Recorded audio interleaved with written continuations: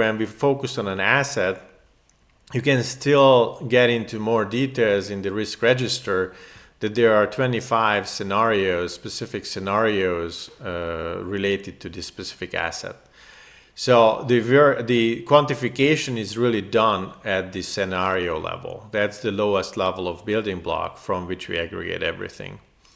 So in this case, essentially with the 25 scenarios, you can really analyze for this particular electric grid segment, what are the potential risks, what are the most important risks and why, how protected are we with risk control measures, or how we call them protective capabilities, proactive capabilities or reactive capabilities if we need them because we cannot avoid a risk event.